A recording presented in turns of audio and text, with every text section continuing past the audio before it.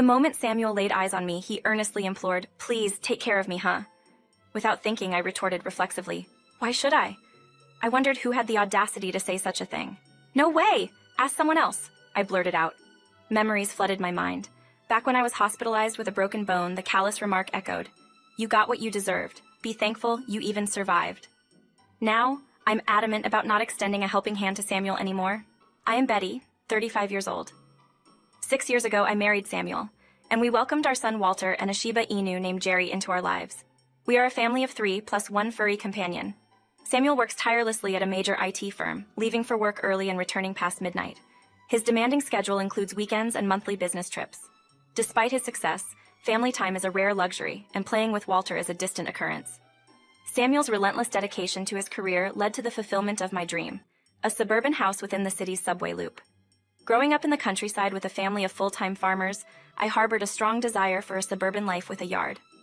I am grateful to Samuel for providing comfort to Walter and me. However, the reality of solo parenting, managing childcare and housework alone, has set in. The idea of putting Walter in daycare and returning to work crossed my mind, but Samuel insisted on a kindergarten with teaching facilities, making me a stay-at-home mom. My saving grace is Amy, a dear friend and pillar of strength, who visits for tea after Walter goes to preschool. Amy, a single mom after her divorce, understands the frustrations with Samuel and the challenges of parenting. During these conversations, I discovered a subtle resentment towards Samuel that had unknowingly developed. People often warned against harboring complaints, fearing it might bring bad luck. Perhaps I convinced myself not to feel discontented. One day, while walking Jerry, he darted off, and I chased after him frantically. In the pursuit, I collided with a parked car, sustaining a bruised shoulder and a fractured ankle. As I lay in the hospital, facing a 3-month stay, I pondered who would care for Walter and manage the household in my absence. Anxiety consumed me as the worries seemed endless. I dialed Samuel's cell phone, expecting cooperation in such a critical moment, but he remained unreachable, his calls diverted to voicemail. In the midst of this, Amy called to discuss preschool play costumes, but I abruptly shifted the conversation, urgently requesting her to look after Walter. Initially taken aback, Amy, upon hearing the strength in my voice, agreed to care for Walter, easing my burden. Grateful, I nearly teared up. Next, I reached out to my mother, briefing her on the accident and the hospitalization that awaited me. She promised to journey to the city after settling her affairs. Until then, Amy would be my support. After concluding the call with my mother, Samuel finally returned my call, apologizing for his prior unavailability. I shared the details of the accident, requesting him to bring the necessary items. His response was shocking, an unwillingness to assist and a dismissive attitude. I had anticipated concern from Samuel, but the reality was a stark contrast. It wasn't the refusal itself that shook me, but the apparent lack of care. I had hoped for more concern from me and our family, realizing my naivety. The following day, Amy visited me at the hospital, bringing a change of clothes and essentials from my house, thanks to the spare key she held. We had an understanding to assist each other in times of need. Amy's thoughtfulness and kindness stood out, a stark juxtaposition to Samuel's demeanor the day before. Overwhelmed, I felt on the verge of tears. Amy playfully remarked that I was overreacting, handing me a handkerchief. Amy and I are opposites in personality. She's calm, adept at reading situations, always empathetic, and rarely engages in conflicts. Unlike me, she's planning to obtain qualifications and work outside the home. Her gentle tone brought comfort, reassuring me to prioritize self-care. Amy eased my concerns about Walter, mentioning he spent the night at her place with her kids without any need for me to explain. As I reflected, I couldn't help but wonder why Samuel remained indifferent to our situation. While I understand he's busy, his lack of visits or inquiries about Walter and me left me questioning the depth of his concern. I shared my frustrations with Samuel with Amy during our visit. Amy offered a kind smile as I sighed, expressing my discontent with how men seem to have their own ways. I speculated that Samuel might be dealing with work-related stress, which is understandable, but his absence and lack of concern felt excessive. Amy acknowledged our comfortable life at home, thanks to Samuel's financial support. Her words somehow brought a sense of relief. Amy assured me of her availability, offering to visit whenever I needed company or someone to vent to. This conversation with Amy provided a small reprieve, and I decided to have a serious talk with Samuel once I was discharged. Most importantly, I longed to reunite with Walter. After enduring 3 weeks of hospitalization, with my mom's support from the countryside, I finally returned home. The familiar surroundings felt nostalgic, and the one to welcome me was Jerry. However, Jerry, seemingly viewing my crutches as an enemy, incessantly barked at them. As I sat on the sofa, taking in the unchanged living room, I marveled at the truth of there being no place like home. While on the sofa, Jerry's persistent barking continued. Frustrated, I realized he had found the handkerchief intended for Amy in my bag. It seemed he wanted me to follow him somewhere. Despite my difficulty with the crutches, I stood up and trailed Jerry, who energetically led me to the bedroom. Confused, I questioned Jerry's focus on the bedroom. Jerry scratched at the bedroom door, urging me to open it. Perplexed, I obliged. Inside, he retrieved an item from under the bed, a scarf with a familiar pattern. My mind raced as I recognized it from a few weeks ago when Amy visited me in the hospital. A disturbing thought crossed my mind, but I vehemently dismissed it. Amy, my childhood friend and best friend, couldn't be involved in such a situation. However, my anxiety heightened as Jerry started pulling at the sheets on the bed. A chilling realization struck me. If Jerry's indications were accurate, it meant Amy had been sleeping in our bed. I desperately tried to convince myself it was an overreaction, that Amy wouldn't be sleeping there. I voiced my doubts to Jerry, who responded by gently licking my face. In the afternoon, Walter returned home, adding another layer of complexity to the situation. Upon seeing me, Walter embraced me tightly, truly my source of joy. I felt a surge of spirits and warmth enveloping my heart as I reciprocated the hug. Curiosity getting the better of me, I tentatively asked Walter where he had slept while I was in the hospital. He casually replied, "In my own room, Mommy." Amy and her kids slept over too. It was fun. Confusion gnawed at me. Hadn't Amy mentioned that Walter stayed over at her place? I pressed Walter further, asking where Amy had slept. To my dismay, Walter had no idea, only mentioning that Amy and Daddy had talked in the living room late into the night, likely enjoying some wine. Returning alone to the bedroom, I stood in silence, grappling with the unsettling thought that Samuel and Amy might have spent time together in our bed. It was inconceivable to me that my indifferent husband, neglectful of our family, could have shared a bed with Amy. I desperately didn't want to believe it. The bed appeared pristine, with no signs of disturbance in the sheets or comforter. Yet there was an overlooked item that Jerry, our observant dog, noticed. Since this suspicion arose, I couldn't bring myself to sleep in that bed anymore. Instead, I started sleeping with Walter, who seemed content with the change. Samuel had become a repulsive presence, and various unsettling thoughts haunted my sleepless nights. Questions about where our relationship went wrong lingered, and when the cast came off my foot, Samuel left the house unusually cheerful.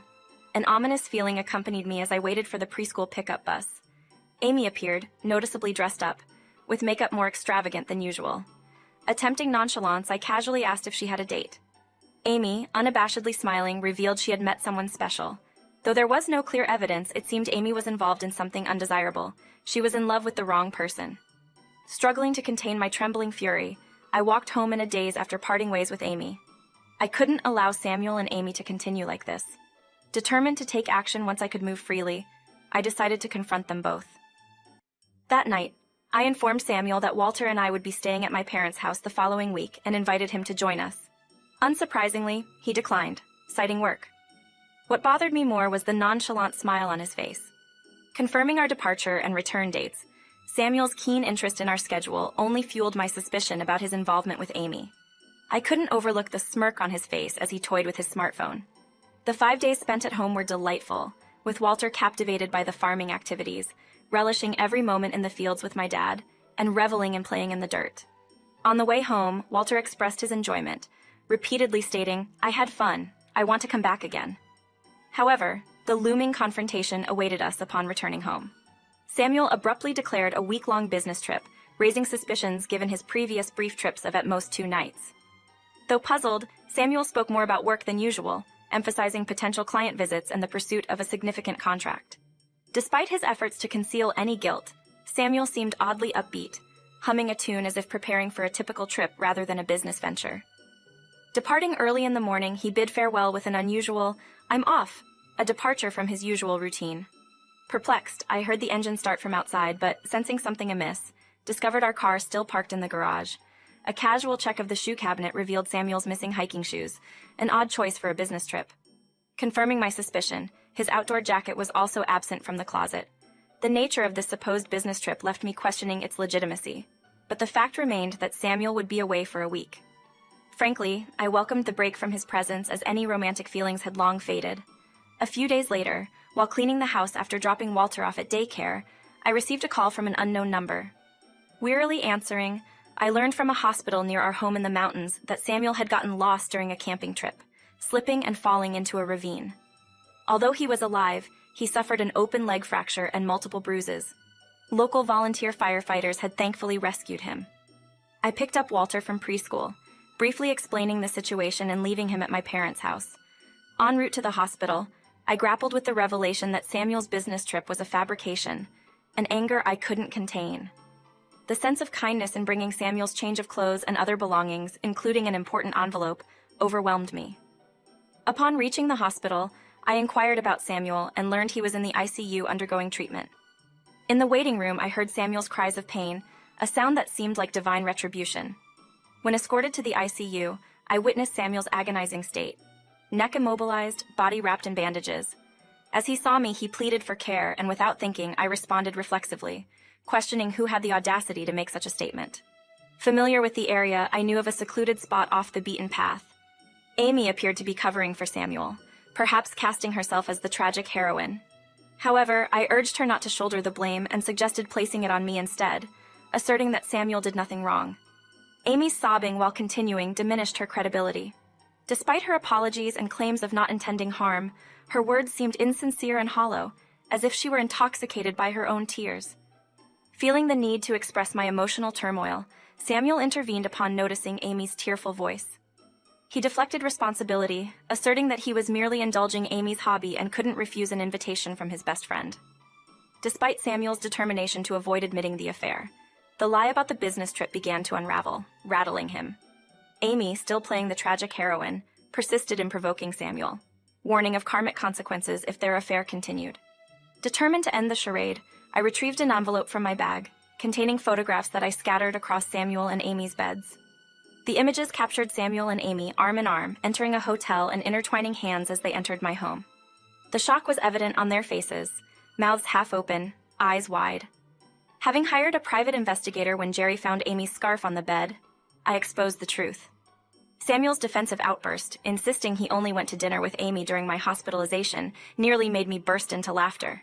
Amy, still sobbing, seemed to have a weaker position. Samuel's protestations continued, dismissing the photographs as fabricated.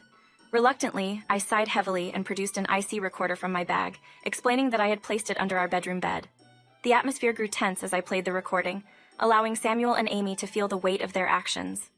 Amy, seemingly unable to endure any further, shook her head in silence, abandoning her role as the weeping woman. There was more to reveal about their discussions concerning me, but Samuel's small admission of guilt ended the ordeal. I inquired of Amy when their affair commenced. Amy, unapologetic and defiant, claimed it all began with her jealousy. Feeling discontent in her own failed marriage, she envied my seemingly luxurious life, and sought to take Samuel for herself, believing that having him would grant her a similar life. Samuel, listening to our exchange, attempted to snatch the IC recorder from my hand, but his abrupt movement caused him to lose his balance and fall off the bed. Amy looked on in shock as Samuel seemingly passed out. I called for the nurse, and after they arrived, I was urged to leave the ICU. As I stepped into the hallway, my legs shook, realizing the gravity of the situation. Despite my fear, I initiated divorce proceedings while Samuel was still in the hospital, backed by evidence of his infidelity. Seeking alimony and child support, I also ensured a thorough division of marital assets, including the sale of our house. Samuel's parents sincerely apologized, promising oversight of alimony and child support payments, and Walter pledged to visit them. I filed for an emotional damage settlement against Amy, demanding repayment, even if gradual. The accident left me with a permanent limp, and Samuel, facing severe repercussions at his workplace, lost the use of both legs, resulting in a life confined to a wheelchair. With depleted savings and the loss of the house, Samuel now resides in a non-accessible apartment, grappling with the challenges of daily life. Samuel and Amy, having split up, face unexpected and regrettable turns in their lives. Regret lingers over the choices they make, and the consequences are irreversible. Meanwhile, Walter and I moved back with my parents, finding support and solace.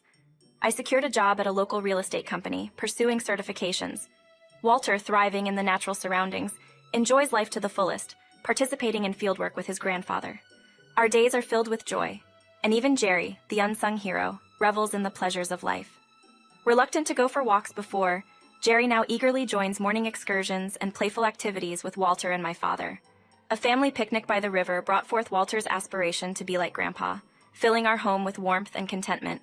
My parents, too, find joy in this lively household, embracing the tranquility of nature.